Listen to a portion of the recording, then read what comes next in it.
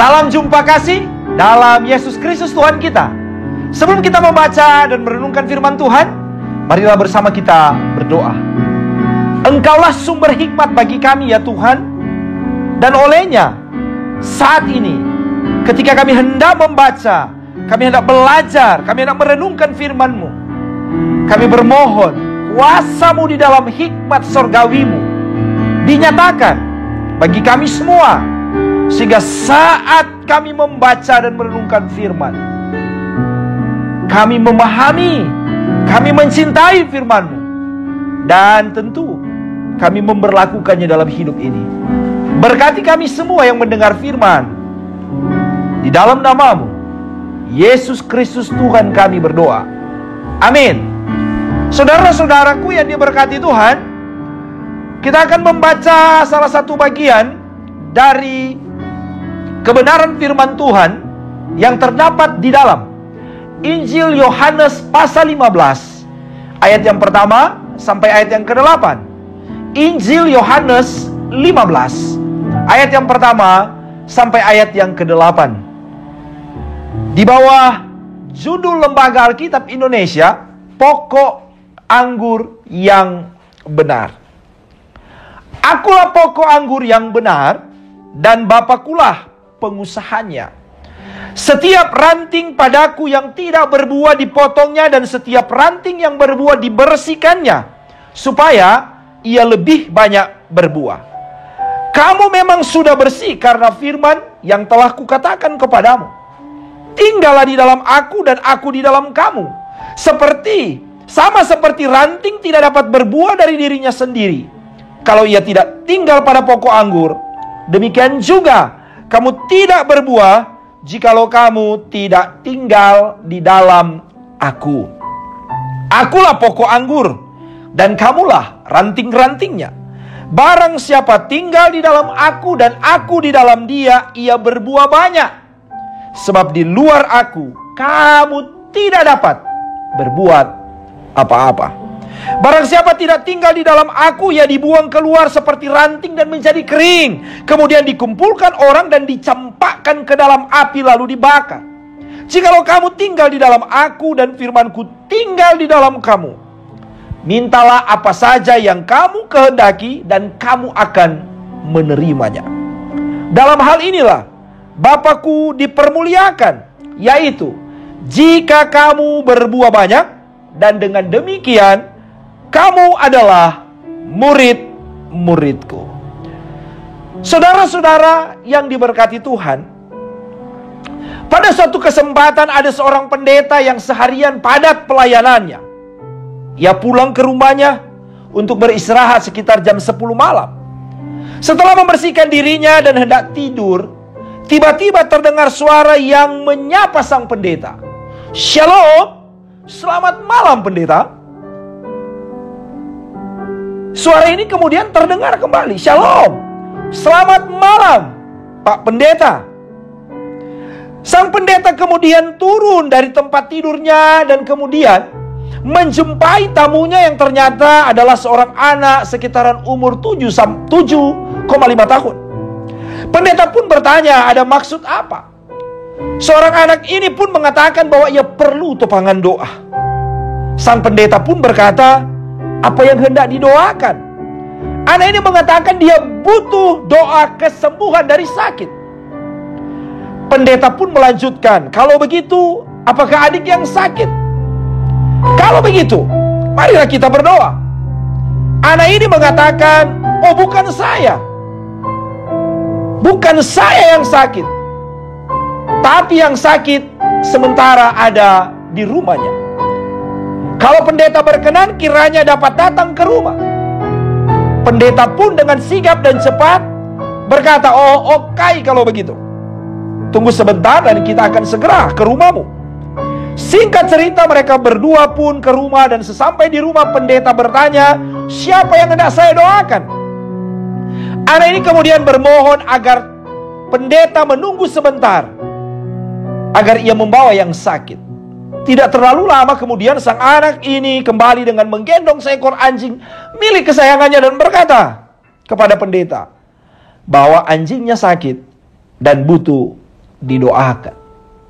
Pendeta ini pun tersenyum sambil bergumam dalam hati, kalau hanya seekor anjing, lebih baik sebenarnya ia tetap tidur. Tetapi untuk tidak mengecewakan anak ini, maka ia pun berdoa dan berucap dalam doanya, "Hai anjing, kalau mau sembuh, sembuhlah. Kalau mau mati, matilah. Amin." Anak ini sangat senang dengan pelayanan yang dilakukan oleh pendetanya. Setelah beberapa bulan setelah kejadian itu, kemudian anak ini bertemu dengan istri sang pendeta. Seperti kebiasaan anak ini menyapa orang, maka ia pun menyapa istri pendeta dan bertanya, "Di mana Pak Pendeta? Kenapa tidak bersama-sama?" Istri pendeta itu pun mengatakan, "Pak Pendeta sekarang lagi sakit dan beristirahat di rumah." Anak ini pun kemudian izin kepada ibu pendeta untuk ke rumah mereka untuk melihat keadaan Pak Pendeta. Sekalian juga untuk berterima kasih karena anjing yang didoakan Pak Pendeta telah sembuh. Bergegaslah ia menuju rumah pendeta dan akhirnya berjumpa dengan Pak Pendeta yang sedang berbaring di tempat tidur. Setelah dipersilakan masuk oleh pendeta, anak ini pun berterima kasih atas pelayanan doa pendeta di beberapa bulan yang telah lewat pada anjingnya, dan menyampaikan betapa sehatnya sang anjing karena doa Pak Pendeta. Setelah percakapan yang panjang dengan pendeta, maka anak ini mohon pamit sambil ia berkata kepada pendeta, "Bolehkah ia mendoakan pendeta?" Dengan senang hati sang pendeta mengiyakan dan mengatakan, "Silakan." Anak itu pun berdoa untuk kesembuhan dari pendeta agar dia sehat, dengan mengatakan doa yang sama persis dengan doa yang diucapkan Pak Pendeta ketika mendoakan anjingnya. Anak ini pun berkata, "Hai pendeta, kalau mau sembuh, sembuhlah. Kalau mau mati, matilah. Amin." Betapa kagetnya pendeta bahwa doa yang ia ucapkan telah menjadi contoh bagi anak itu, karena ia belajar dari kesembuhan anjing yang didoakan. Saudaraku yang mengasihi Tuhan, dari kisah di atas kita belajar bahwa pentingnya sebuah komitmen dalam kehidupan beriman di dalam Tuhan Yesus, dan bagaimana kita terus ada dalam kebersamaan untuk saling menguatkan dan menopang dalam segala keadaan, agar hidup orang beriman bukan hanya sehat secara fisik semata, tapi juga sehat dalam imannya kepada Tuhan Yesus Kristus.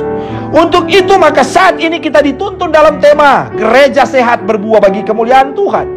Satu perenungan bersama agar kita semua sebagai gereja, baik sebagai organisasi maupun pribadi, tetap melekat kepada pokok yang benar, yaitu Yesus Kristus Tuhan, karena kita adalah rantingnya. Saudara-saudaraku yang mengasihi Tuhan Yesus Kristus, Injil Yohanes 15 ayat 1-8 memberitakan tentang perumpamaan yang disampaikan Yesus kepada murid-muridnya untuk tetap hidup di dalamnya. Perumpamaan yang digunakan Yesus adalah pohon anggur, suatu tanaman yang tidak asing bagi orang Israel. Yesus menegaskan kepada murid-muridnya bahwa dialah pokok anggur, Yunaninya ampelos, pohon anggur yang benar. Ungkapan yang benar dari ungkapan kata Yunani aletine, dari kata aletinos, benar, yang dapat dipercayai, yang sebenarnya, yang sejati. Jadi Yesus adalah pokok anggur yang sejati, pokok anggur yang benar, pokok anggur yang dapat dipercayai, dan Bapaknya lah pengusahanya. Dari ungkapan Yunani, Georgos, petani, pemilik yang menanam, tapi juga yang memelihara. Hal ini ditegaskan oleh penulis Injil Yohanes untuk menjawab keraguan orang benar pada saat itu tentang siapa Yesus. Apakah dia benar-benar Mesias? Untuk itu pokok utama dari Injil ini adalah supaya kamu percaya bahwa Yesuslah Mesias, Anak Allah, dan supaya oleh imanmu maka kamu memperoleh iman di dalamnya. Kita dapat bandingkan dalam Yohanes 20 ayat 31. Yesus sebagai Mesias yang dijanjikan mengindikasikan bahwa Injil ini ditujukan terutama bagi orang-orang Yahudi yang berdiaspora di luar Palestina. Mereka yang terpencar-pencar di berbagai negeri yang hidup dalam budaya Helenis. Kendati demikian, ini bukan berarti mengesampingkan pembaca non-Yahudi dalam pesan Injilnya. Ini dapat kita lihat dari beberapa penggunaan kata Yahudi atau Ibrani yang diterjemahkan ke dalam bahasa Yunani. Penulis dalam pesannya bagi mereka secara tegas mengatakan bahwa Yesus adalah yang sejati, sesungguhnya, bukan palsu. Hal ini tentu nak mengingatkan pembaca mula-mula bahwa mereka sebagai Israel yang adalah pohon anggur telah gagal. Olehnya maka Yesus yang adalah Tuhan datang, dan Dia adalah yang murni tak bercacat celah, mau agar setiap orang yang percaya kepadanya untuk terus hidup di dalamnya dan menghasilkan buah, yaitu suatu sikap dan tindakan sebagai orang benar.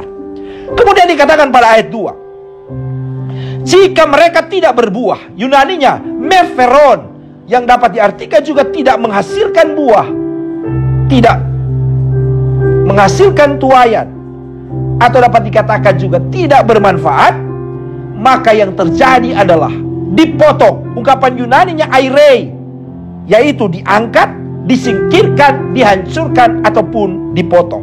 Hal ini juga berlaku bagi mereka yang berbuah, bahwa ranting mereka pun tetap dibersihkan. Yunaninya kathairei, dibersihkan atau dipangkas. Memotong ranting menjadi pendek atau mengerat sebagian ranting dilakukan agar bukan hanya menjadi bersih, tetapi juga supaya lebih baik dan banyak berbuah. Ungkapan Yunaninya pleiona. Untuk menjadi bersih, ungkapan Yunaninya kataroi dari kataros, dan lebih banyak berbuah. Maka Yesus menegaskan bahwa orang benar harus hidup dari firman, Yunaninya logos, dari firman Tuhan itu sendiri. Ayat yang ketiga, orang benar harus benar-benar memahami bahwa hidup dalam firman adalah tinggal. Yunaninya meinate dari kata meno, yaitu tinggal atau tetap di dalam aku. Yunaninya en emoi, dan aku di dalam kamu. Yunaninya kago en humin. Yesus memberi penggambaran, perumpamaan. Jika hal itu tidak terjadi, maka ranting yang tidak berbuah tidak menghasilkan buah jika ia tidak melekat kepada pokok anggurnya. Demikian pula dengan kehidupan orang benar jika tidak tinggal dalam Yesus, dan Yesus tinggal dalam dia. Ayat yang keempat, sambil orang benar harus terus mengingat perumpamaan ini di ayat 5, bahwa Yesus adalah pohon, pokok anggurnya, dan kita adalah ranting-rantingnya. Jika kita tinggal di dalamnya dan Dia tinggal di dalam kita, maka kita akan menghasilkan banyak buah. Sebaliknya, jika terpisah, Yunaninya koris, atau di luar dari Yesus, maka orang benar tidak dapat berbuah. Ungkapan Yunaninya poiein dari kata poieo, yaitu dapat diartikan melakukan, membuat, menghasilkan. Jadi orang benar tidak dapat berbuat, tidak dapat melakukan, tidak dapat menghasilkan apa-apa. Yunaninya oden dari kata odeis, atau tidak dapat menghasilkan, tidak dapat melakukan, tidak dapat membuat satupun. Apabila hal ini terjadi, yaitu terpisah karena tidak tinggal dalam Yesus, maka ayat 6 dikatakan ia akan dibuang. Yunaninya eblete dari kata balo, yang dapat diartikan juga melempar atau membuang, keluar seperti ranting yang menjadi kering, yang diartikan juga menuju kering dalam proses. Juga dapat diartikan yang menjadi kering ini menjadi lumpuh dan akhirnya dikumpulkan. Ungkapan Yunaninya sunogosin dari kata sunago, serta kemudian dibakar. Yunaninya dapat diartikan menyalakan atau membakar ke dalam api eistopur. Dengan apa yang telah dinyatakan di ayat-ayat sebelumnya, maka pada dua ayat terakhir, ayat 7-8, Yesus menghendaki orang benar itu harus tinggal di dalam Dia dan firman-Nya tinggal dalam mereka. Sehingga ketika mereka meminta, Yunaninya eitesaste dari kata aiteo, mereka meminta atau mintalah apa saja. Yunaninya hoean, minta apa saja yang kamu kehendaki. Yunaninya telete, kamu mengingini, kamu menghendaki, kamu menyukai, maka kamu akan menerimanya. Ungkapan Yunaninya menerima atau berhasil. Agar supaya kemudian dari kehidupan orang benar, maka Bapa dimuliakan. Ungkapan Yunaninya endoksaste dari kata doksaso, dimuliakan, dipuji, dihormati. Sebab kita berbuah banyak, dan untuk itulah kita layak atau patut disebut sebagai murid-murid Yesus. Yunaninya matetai dari kata matetes. Saudara-saudaraku yang diberkati dan mengasihi Tuhan Yesus, melalui perumpamaan pokok anggur yang benar ini, Yesus menghendaki kita untuk terus hidup pertama. Dalam Dia, dalam Yesus tidak ada kepalsuan. Sekalipun memang di dalam dunia ini tidak dapat kita pungkiri kepalsuan semakin merajalela, tapi tentu saja sebagai orang Kristen kita tertantang untuk terus hidup benar karena kita percaya kepada Tuhan yang benar dalam Tuhan Yesus Kristus. Sekaligus juga kita termotivasi untuk terus beriman kepada Tuhan Yesus karena Bapa menjamin kehidupan kita. Sebab Ia bukan hanya saja menanam, memelihara, tapi juga pemilik. Ini hendak menegaskan kehidupan kita dijamin oleh Tuhan saat kita terus hidup di dalam Yesus. Hal yang kedua, menjadi berguna, bermanfaat, dan menghasilkan hal-hal baik dalam hidup adalah harapan tiap orang. Itulah sebabnya penting untuk kita ingat bersama hal-hal apa yang harus dilakukan dalam hidup agar kita menghasilkan buah dengan terus merawat hidup, dengan menyingkirkan hal-hal yang buruk dari kehidupan. Karena hal-hal buruk hanya akan menghambat pertumbuhan iman. Kemudian, terimalah segala sesuatu yang baik yang mampu memberi pengaruh positif dalam hidup serta menjadi motivasi dalam kehidupan kita. Sebab hanya dengan merawat hidup dengan baik dan benar, maka kita akan semakin giat berkarya dan menjadi berkat. Hal yang ketiga, kita harus jujur mengatakan kalau hidup tanpa Tuhan kita ibarat ranting yang tidak melekat pada pokok anggur. Pada akhirnya ranting akan menjadi kering dan mati sebab tidak ada lagi asupan makanan yang diterima. Kita pasti berharap untuk terus melekat pada Tuhan, hidup dalam kehendak-Nya, peka dengan ketetapan yang diterima daripadanya. Dengan demikian, apa yang menjadi keinginan, kehendak-Nya, itulah yang menjadi buah dalam hidup ini. Setiap orang yang hidupnya melekat kepada Tuhan akan tergambar kehidupan yang taat dan setia. Dengan demikian kepadanya ada tanggung jawab dalam kehidupan ini. Jika kita hidup terus melekat kepada Tuhan, tidak akan ada keraguan melainkan kepastian dalam hidup. Tinggallah dalam aku dan aku di dalam kamu. Hal yang keempat, hidup yang melekat kepada Tuhan selalu terpelihara. Ada pemeliharaan, tidak dibiarkan dan selalu dituntun untuk menghasilkan hal-hal yang baik dan benar sebagai buah dari kehidupan. Tetapi jika kita terpisah atau menjauh dari Tuhan, maka yang terjadi adalah kehidupan yang tidak terarah tanpa tujuan, dan pada akhirnya kita mengalami kegagalan. Siapakah yang menghendaki kegagalan? Semua orang ingin berhasil atau dapat dikatakan berbuah bagi kehidupan ini. Karena itu, jangan berusaha untuk menjauh atau meninggalkan Tuhan, sebab tanpa Tuhan kita bukan siapa-siapa. Hal yang keenam, kita diingatkan untuk tetap tinggal di dalam-Nya. Tinggal dalam Tuhan berarti hidup di dalam Dia, yang bukan hanya berarti percaya kepada Tuhan, tapi juga hidup dalam firman dan melakukan kebenaran firman itu dalam kehidupan kita sebagai orang yang beriman kepada Yesus. Hal ini dimaksudkan agar semua kebenaran yang dari Tuhan melalui firman dan kesaksian menjadi kekuatan dalam kehidupan kita saat menjalani hidup. Tuhan dan firman-Nya lah tempat kita berpegang agar tidak akan goyah di tengah kehidupan yang penuh tantangan. Tuhan dan firman-Nya lah tempat kita berlindung dari begitu banyak ancaman saat ini. Percayalah kepada Tuhan, Ia sekali-kali tidak akan membiarkan kita. Apapun yang menjadi tujuan hidup kita akan Tuhan tuntun sampai ke tujuan. Kita dapat bandingkan dalam Mazmur 1 ayat 1-3. Mintalah dan kamu akan menerimanya. Kita berhasil karena kita tinggal dalam Tuhan dan firman-Nya menjadi pelita dalam setiap perjalanan iman kita dalam segala aspek kehidupan. Hal yang terakhir, hal yang ketujuh, menjadi murid, menjadi orang benar berarti tidak membuat kita berhenti untuk menghasilkan buah yang baik, menghasilkan buah yang banyak agar Bapa dimuliakan, dipuji dan dihormati melalui kehidupan kita sehari-hari. Tuhan Yesus memberkati kita semua. Amin. Mari berdoa. Firman-Mu telah diberitakan dan kami mendengarkan, dan tentu kami mau melakukannya dalam hidup kami. Tuhan mampukan, Tuhan sertai, Tuhan berkati, agar supaya firman menghidupkan kehidupan kami, dan kami juga menghadirkan kehidupan di dalam Tuhan bagi banyak orang. Terpujilah nama-Mu Bapa. Ini doa kami, syukur kami, di dalam nama Yesus Kristus, Tuhan dan Juru Selamat kami berdoa. Amin.